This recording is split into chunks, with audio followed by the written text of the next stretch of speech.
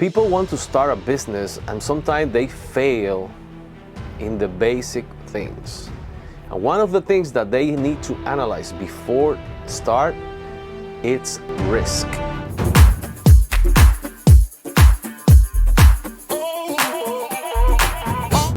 Today we want to talk about when you want to start a business, you need to analyze the risk.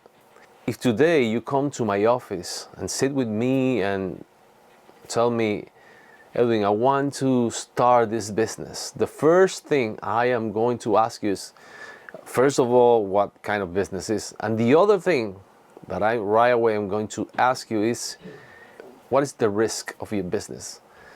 What do you think is your risk? That's the first question that I think that you need to ask before start. Why? Because there's some things that you need to analyze before start and make decisions. Today we're gonna talk about three things, three kind of risks that you should check before start. The first thing, it's a risk to choosing the right entity. It's not the same to start a restaurant than to start maybe a podcast. For example, if you came and said, okay, Edwin, yeah, I'm going to start a restaurant. I know for sure that you have more risk in a restaurant than maybe if you told me, yeah, I'm going to start a podcast. Because if you're going to start, for example, a podcast, if you're going to start a podcast, it's going to be you, it's going to be in front of your camera. At the first, you're going to start, maybe you don't have followers, so technically you don't know how much people is going to see you at the beginning. So you have like minimum risk. So if you ask me, oh man, I need to see what kind of entity I need to start my business, the YouTube.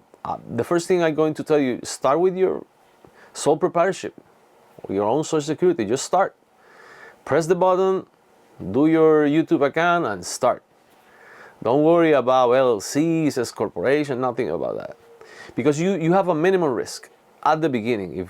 If your channel start growing, so then you need to seek a different strategy.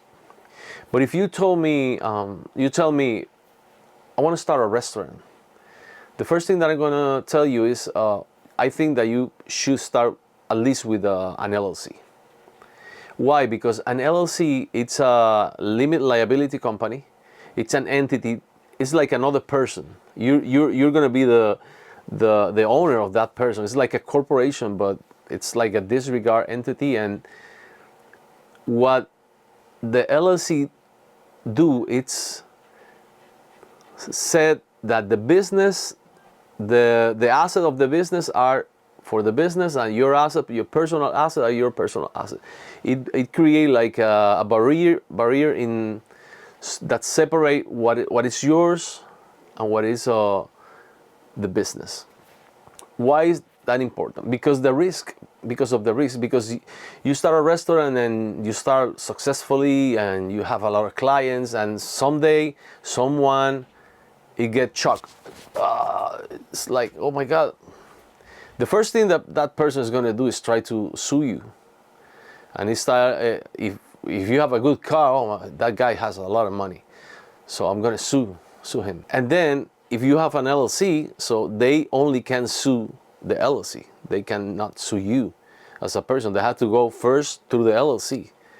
And usually the corporate bails do not permit him to go directly to you. So you protect yourself.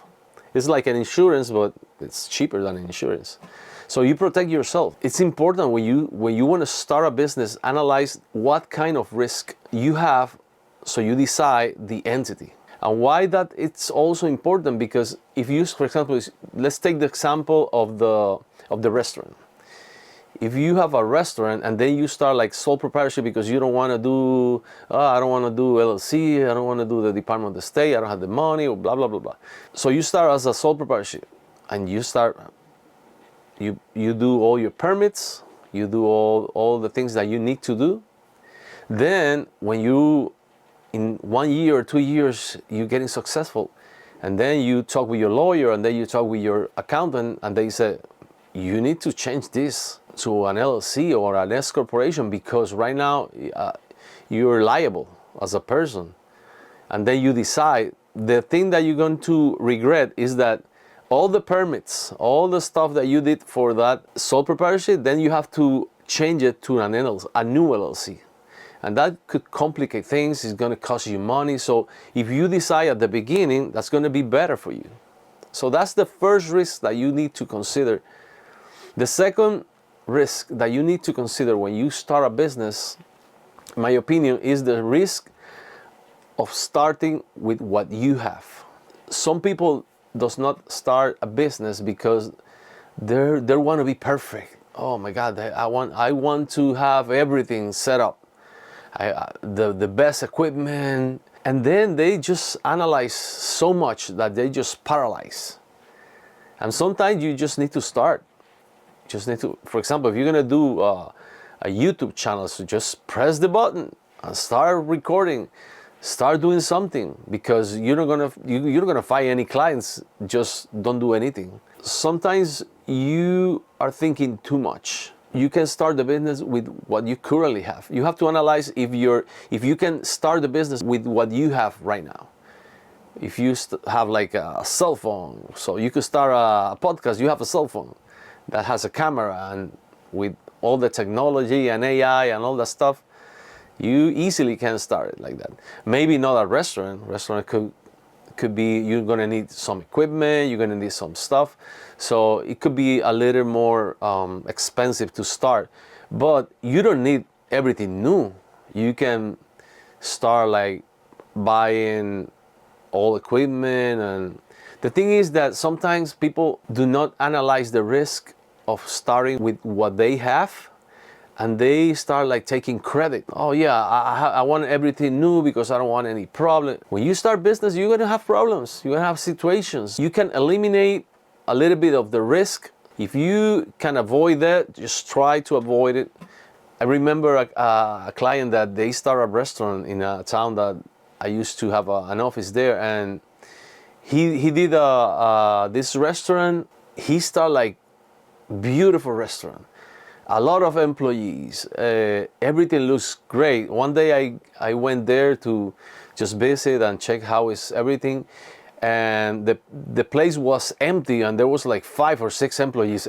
Each one were cleaning something and doing something. It was too much employees, and there was no clients. So sometimes we commit that errors, like start like we want everything perfect. But we need to try to do it as you go. Try to start with the minimum. I always said that you need to let your business tell you what the business needs. Sometimes we want to give the business everything, but in the reality, business don't work like that. I think that in my experience, you need to weigh that the business is like, oh my God, I have so many clients that I need to hire somebody to help me with, maybe with if I'm do YouTube and all that stuff, editing or graphic art, because if not, I'm gonna get crazy. So then you start investing in other expenses, because the business is asking you. But sometimes we don't do that, and then we start with we do everything perfect, but with not client, with not money. Sometimes we expense all the money in equipment and new stuff, but we don't consider, for example, the marketing.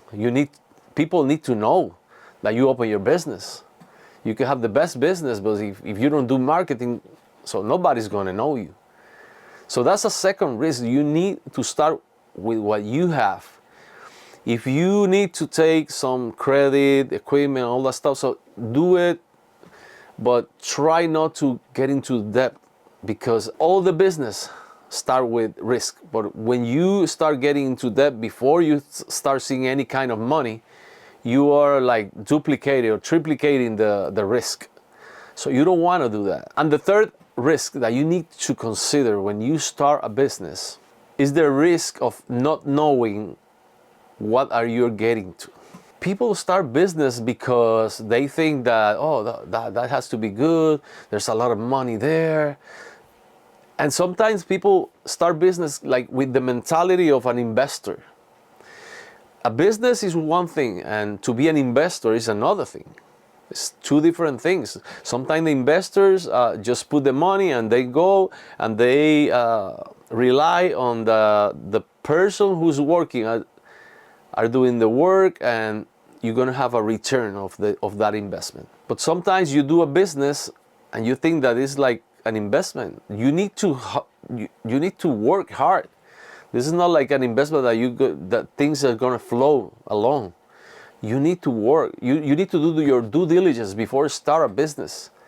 That's something very important. Sometimes you don't know the market, you don't know the place. You just have. I'm gonna give you an example.